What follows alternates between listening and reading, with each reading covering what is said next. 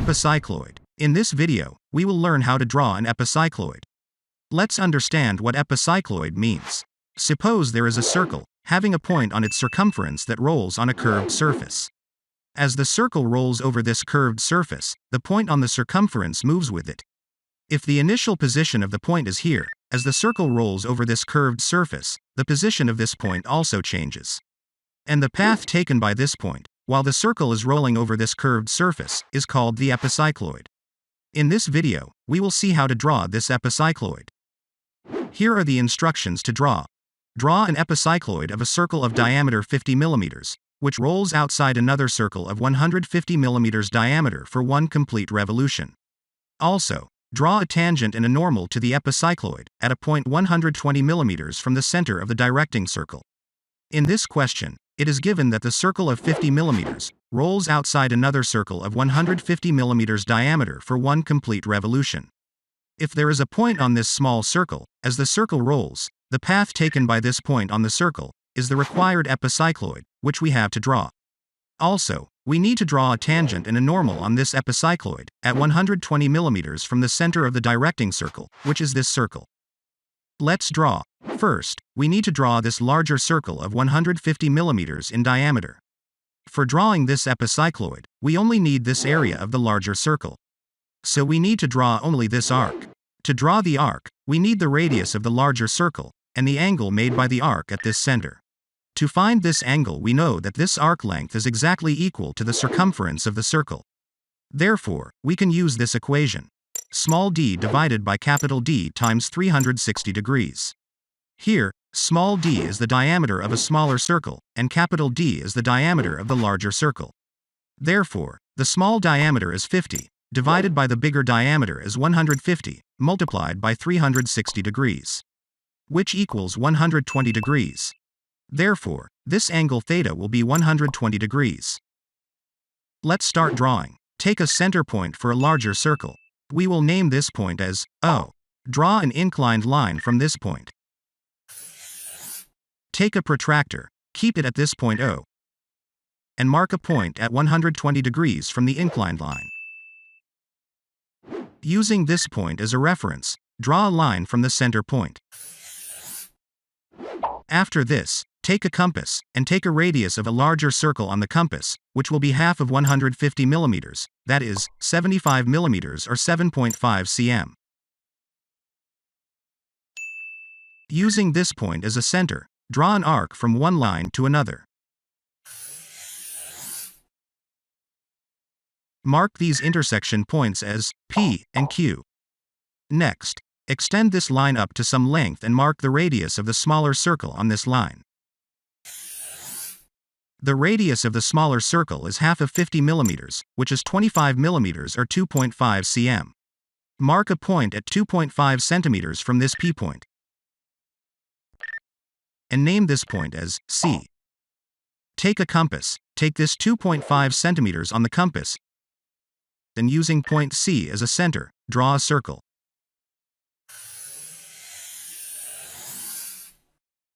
After this, we need to divide this circle into 12 parts. You can divide it into any number of parts, but in this video, I will be dividing it into 12 parts. When we divide this circle into 12 parts, each sector will be 30 degrees. Take a protector, keep it like this, see that the center point on the line coincides properly with the protector, and mark 30 degrees, 60, 90, 120, and 150 degrees. Take a ruler, and using this point as a reference, draw a line passing through the center up to the circumference on the other side. Similarly, draw using other points.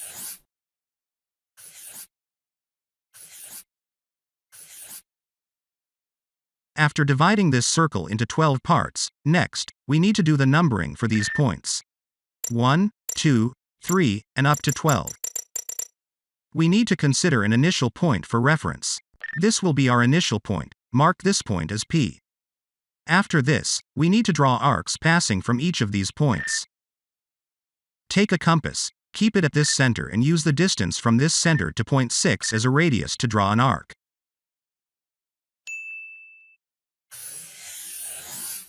Similarly, do for all the points.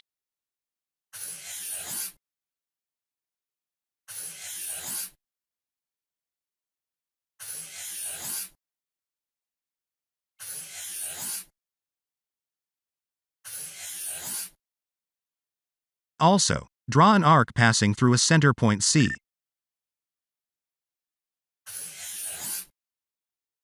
When the smaller circle rolls over this curved surface, all these points will come in contact with this curved surface. We need to mark all these points on the curve. To get the exact location of these points on the curve, we need to divide this arc into 12 equal parts. To do so, we need to divide this 120 degrees into 12 parts, which will be equal to 10 degrees. That means this angle is 10 degrees. So, take a protractor, keep it like this, on this line, and see that the center point O is coinciding with the protractor center. And mark 10 degrees, 20 degrees, 30 degrees, and so on up to 110 degrees. After this, using these points as a reference, draw a line from the center point O up to this center arc.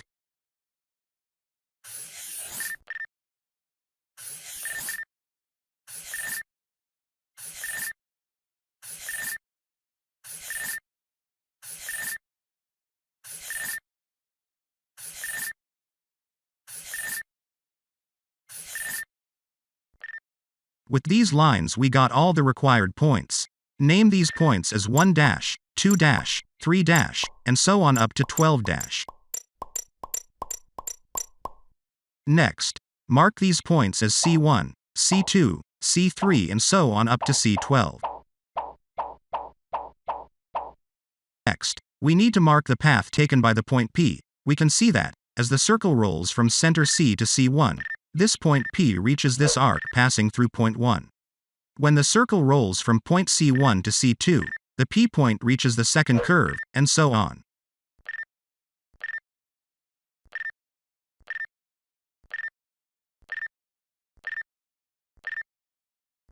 To mark this point P, we know that the distance of point P from the center of its circle is fixed, that is, 25 millimeters.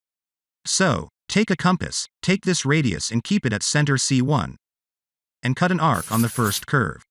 As the circle rolls to center C2, the point will be on the second curve, cut an arc on the second curve. When it reaches C3, point P will be on the third curve, therefore, cut an arc on this curve, and so on. Similarly, cut arcs on all the curves.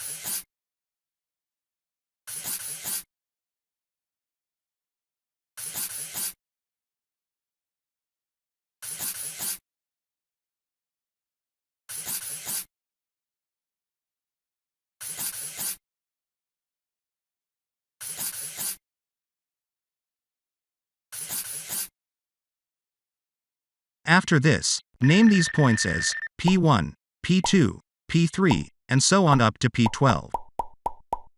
Draw a smooth arc passing through all these points. This is the final required epicycloid. Next, we need to draw a tangent and a normal to the epicycloid, at a point 120 mm from the center of the directing circle. Here, the center of the directing circle, which means the center of a larger circle. Take a compass, take 120 mm or 12 centimeters on the compass, use point O as a center and cut an arc on the epicycloid. Mark this intersection point as M. After this, take a compass, take the radius of the circle, and use point M as a center, and cut an arc on the curve which is passing through all the center points. Mark this point as X. After this, take a ruler, using this point as a reference, draw a line up to the center point O. Next, name this intersection point as N. Draw a line passing through these N and M points. This line is normal to the epicycloid curve.